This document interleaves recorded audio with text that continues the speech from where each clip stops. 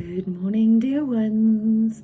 I hope you're having a wonderful Wednesday and that you're making it as wonderful as you can for yourself and sending out those amazing self-love vibes to everybody else too.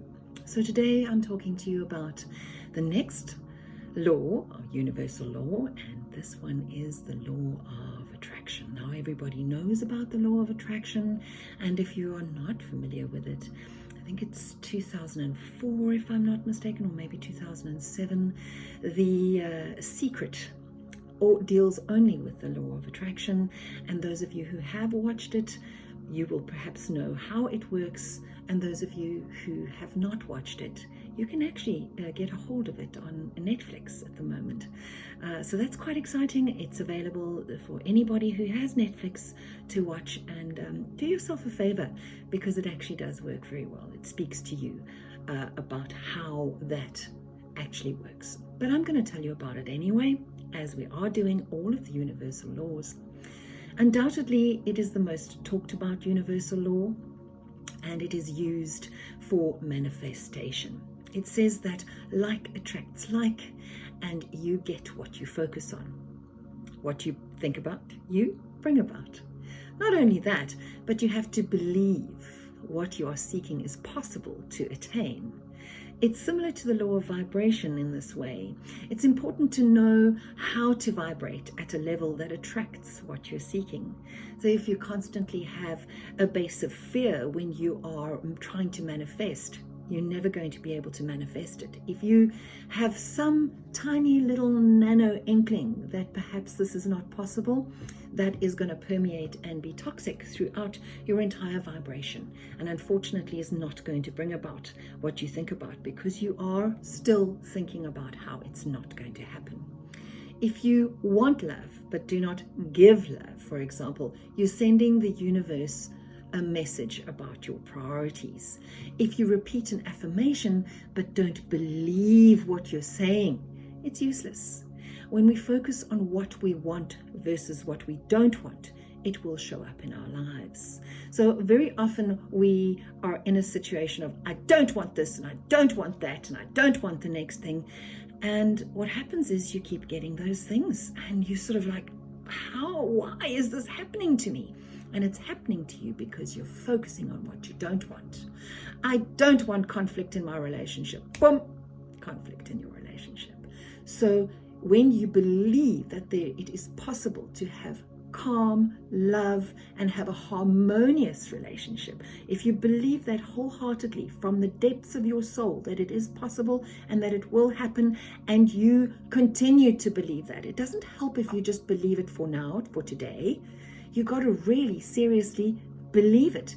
And you got to believe it for those 40 days, because then you're making that good habit of harmony, of love, of being able to get along, of calm, of understanding, of respect. And then you will get what you want. This law actually demonstrates how we create the things, the events, and people that come into our lives.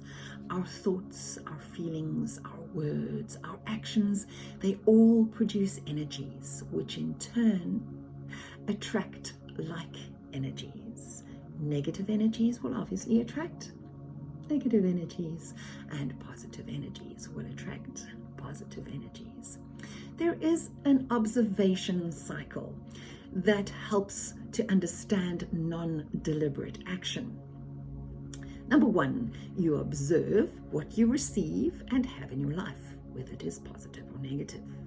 Number two, while observing, you're sending out a vibration, whether it is positive or negative. Number three, the law of attraction responds to the vibration that you're sending.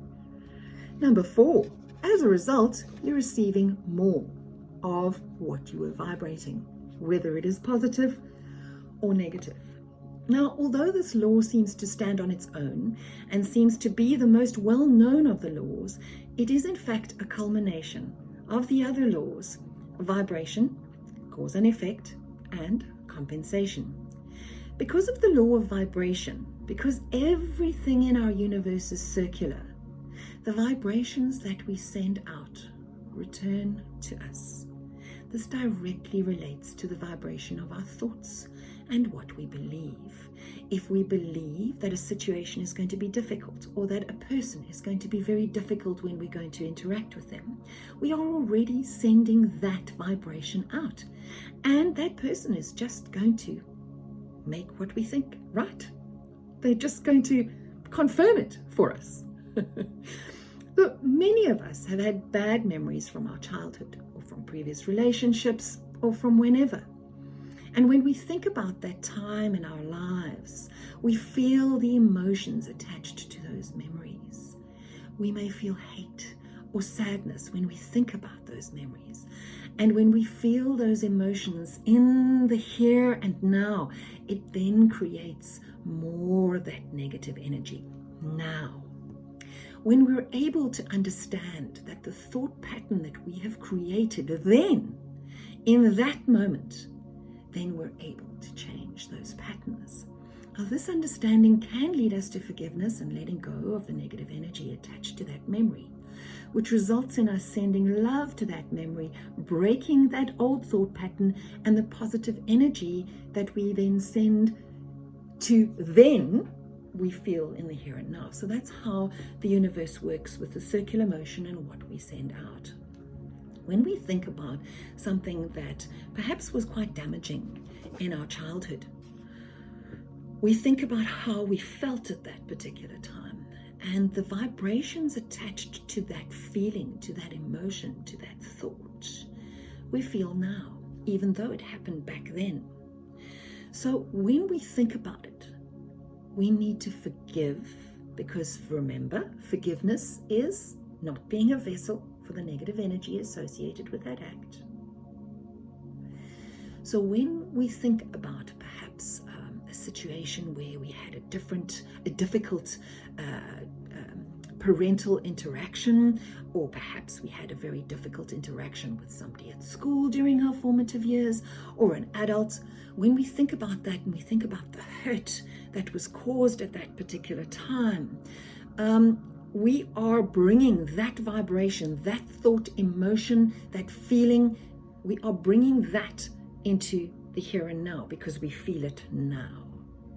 So the only way to break that cycle and to make the law of attraction and all of the other laws work for us is when we think about that particular incident, we need to send it love. We need to go back to that little person that was us, so in my case, that little Virginia, and go back to her and reassure her. You know, when we did the inner child work and we made them small and we put them inside of ourselves, we do a little bit of a meditation and we think back to ourselves and who we were at that particular time.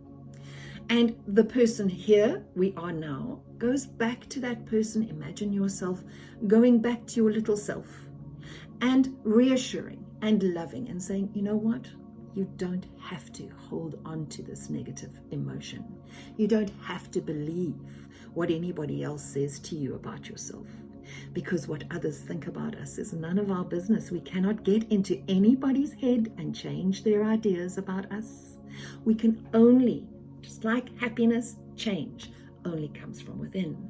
So when we are talking to our little selves and when we are reassuring our little selves, we go back to that time, we reassure them, we tell them that there's no need to have any negative emotions about that particular incident or about that particular act that was perpetrated against us. And we say we forgive them, for they do not know what they do, and we forgive ourselves for holding on to that thing for such a long time, because it's like holding on to a piece of meat.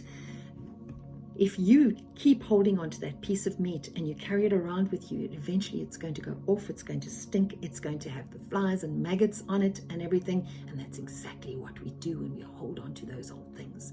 Throw it away. It no longer serves your greatest and highest good.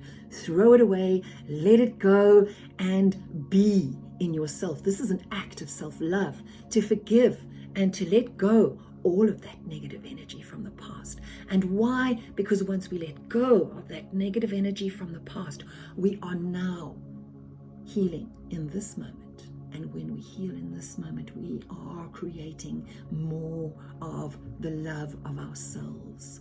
We are loving ourselves enough to let go of that, not to walk around with an old stinky manky piece of meat that is going to make flies come to us and everything. We don't want that. You don't want that, do you? Of course not. Let it go, send it love. And whenever you think about it again, when you no longer feel those negative energies associated with that act, you know you have really let it go. You have forgiven and you have healed. So dear ones, today and every day, love yourself unconditionally. Give yourself the best opportunity to love yourself and give yourself the best opportunity to be successful in your life. Remember always 5 Reiki principles and the 4 agreements. Namaste, and I'll see you back here again tomorrow. Mwah.